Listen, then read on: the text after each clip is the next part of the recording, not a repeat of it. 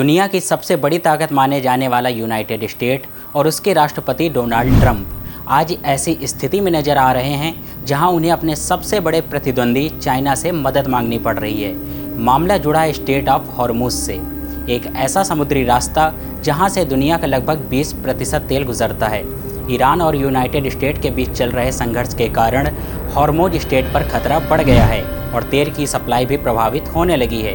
इसी के बाद ट्रंप ने चीन समेत कई देशों से कहा कि अपने युद्धपोत भेजो और इस रास्ते को सुरक्षित करो।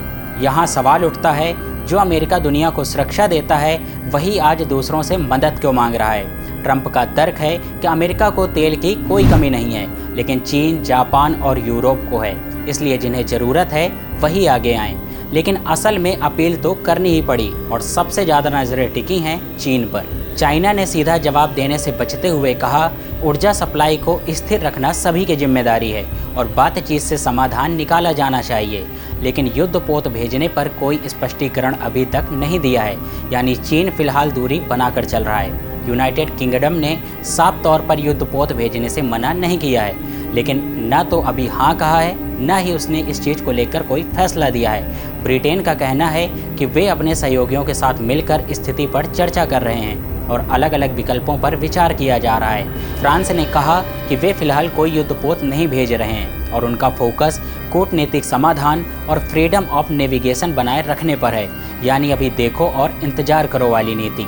जर्मनी का रुख भी ठंडा है। जर्मनी ने कहा कि पहले से चल रहे यूरोपीय मिशन ही ठीक से काम नहीं कर रहे हैं, तो उसे बढ़ाकर हॉर्मुज तक ले जाने से कोई खास फायदा नहीं होगा। जापान का कहना है कि उसके कानून के तहत सीधे समुद्र में सैन्य कार्रवाई करना आसान नहीं है, इसलिए वे सोच रहे हैं कि क्या किया जा सकता है। साउथ कोरिया ने कहा कि वे स्थिति पर नज़र रखे हुए हैं और अलग अलग विकल्पों पर विचार किया जा रहा है, लेकिन अभी कोई सैन्य कदम नहीं उठाया।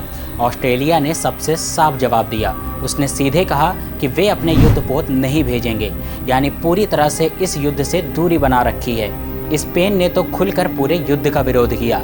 स्पेन के प्रधानमंत्री ने कहा कि एक गैरकानूनी काम का जवाब दूसरे गैरकानूनी काम से नहीं दिया जा सकता, यानी न सिर्फ युद्ध से दूरी बनाई बल्कि युद्ध की आलोचना भी की। ट्रंप ने साफ कहा है कि अगर मदद नहीं मिली तो इसका असर नाटो पर भी पड़ेगा और हम याद रखेंगे कि किसने साथ दिया और किसने नहीं।